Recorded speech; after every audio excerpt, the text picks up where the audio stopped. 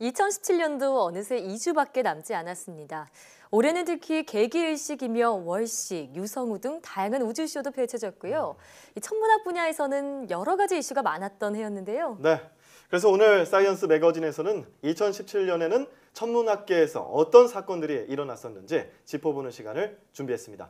이태영 한국우주환경과학연구소장과 함께합니다. 어서 오세요. 어서 오세요, 선생님. 네, 안녕하십니까. 네.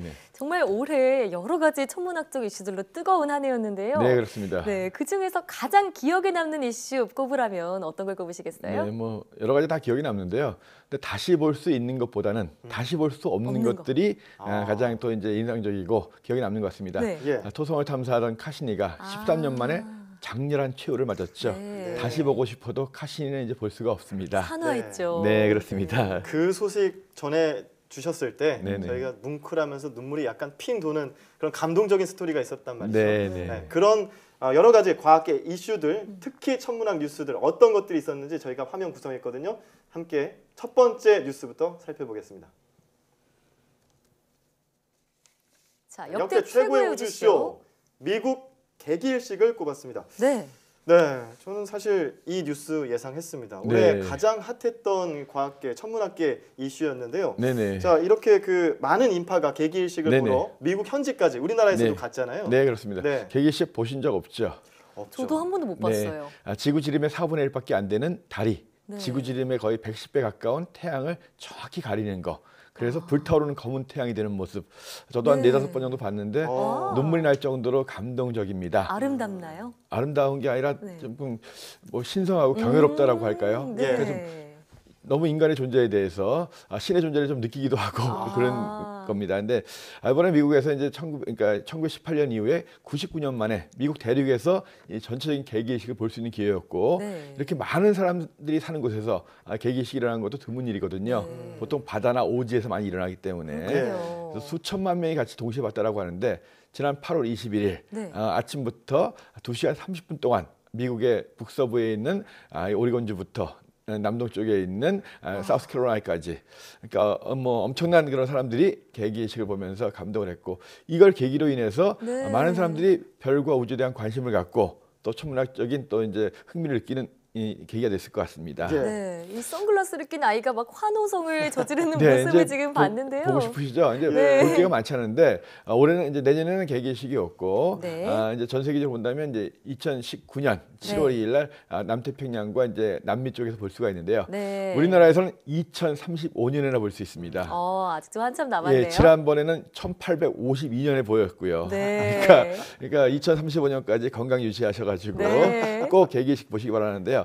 오로라와 더불어서 밤하늘이 우리한테 줄 수 있는 가장 큰 감동의 사건인데 올해처럼 이렇게 많은 사람들이 사는 그런 도시가 많은 그런 미국 대륙에서 일어났기 때문에 특히 관심이 많았던 것 같습니다. 네, 그 미국 개기일식 살펴봤고요.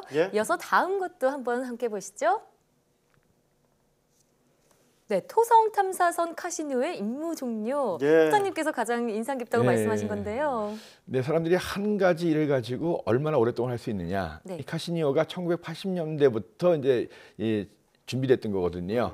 플래그십 프로젝트라고 해서 10억 불 이상 돈이 드는 그런 나사의 중요한 프로젝트였는데 총 30억 불 정도가 들었다고 하거든요. 그 연구하는 사람들은 1980년대부터 우주선을 준비했고 1997년에 발사해서 7년에 걸쳐서 약 한 35km를 날아서 토성까지 갔고 그곳에서 13년 동안 토성을 탐사하다가 드디어 올 9월 15일 날 장렬한 최후를 맞은 거죠. 그러니까 이 카시니 자체도 거의 우주에서 20년의 세월을 보냈고 그 연구하는 사람들은 30년 동안 그 일에 매진한 거죠. 그러니까 30년 동안 일을 하다가 정말 다시는 볼 수 없는 그런 카시니가 된 거고요. 마지막 순간에는 시속 12만 킬로미터로서 토성과 돌진해서 토성 내부의 대기의 모습과 여러 가지 정보를 얻어내고 장렬하게 이제 불타서 사라졌죠.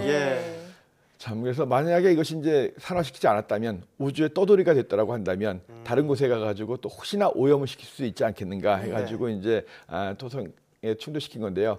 그 지난 10몇 년 동안 토성을 탐사하면서 토성의 위성이었던 위성인 타이탄의 그 안에 이제 액체 상태에 메탄 바다가 있다는 것도 확인을 했고 네. 또 엔셀라두스라는 위성에 따뜻한 액체 상태에 바다가 있을 것이다. 네. 라는 것도 지하에 네. 그런 것도 발견을 했고 정말 멋진 활약들을 했네요. 그렇죠. 뭐 이제 토성의 멋진 사진들, 뭐 토성의 오로라, 자기장 이런 것도 발견을 하고. 네, 저희가 또 소개도 해드렸었죠. 예. 네, 그래서 이제 이 카시니가 촬영했던 여러 사진이라든가 연구 자료들은 앞으로도 수십 년 동안 계속적으로 우리한테 연구 자료가 되고 또 도움이 될 것 같습니다. 네. 네. 가시리 하면서 눈물에 작별했던 카시니호가 두 번째 이슈였고요. 네. 자, 그럼 세 번째 이슈 살펴보겠습니다.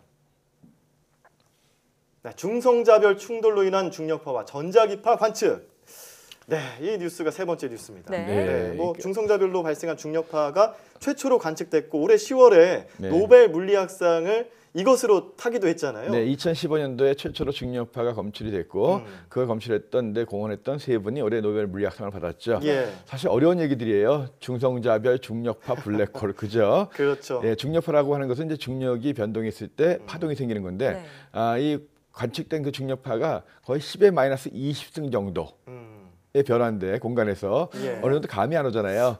예, 그러니까 그러니까 원자 핵의 이 길이가 10의 마이너스 15승 정도인데 예. 그거보다도 10만 분의 1 이상 작은 그런 공간의 변화를 갖다가 측정했던 건데 엄청난 거죠. 야. 이걸 또 이제 이번 같은 경우에는 10월 15일 같은 경우에는 예. 10월달에 발표된 부분은 8월달에 관측된 부분인데 지구에서 한 1억 3천만 광년 떨어져 있는 곳에서 태양 질량이 한두 배 정도 되는 두 개의 중성자별. 예. 중성자별은 블랙홀이 되지 못할 조금 블랙홀이 되려면 최소한 태양 질량이 한 3배 이상인데 예. 그보다 가벼운 중성자로 된 두 개의 별이 충돌하면서 거기에서 질량이 줄어드는 현상이 일어났고 그때 중력파가 지구로 왔는데 중력파가 검출되고 나서 불과 2초 만에 네. 우주를 돌고 있던 이 감마선 망원경이 그곳에서 감마선이 분출되는 걸 확인했고 바로 또 지상에 있는 가시광선 망원경, 전파 망원경들이 그곳에서 충돌로 인한 빛이 나오는 걸 관측을 했고 예. 그래서 과거에 2015년도에 발견됐던 블랙홀 충돌의 중력파는 중력파만 관측된 거지만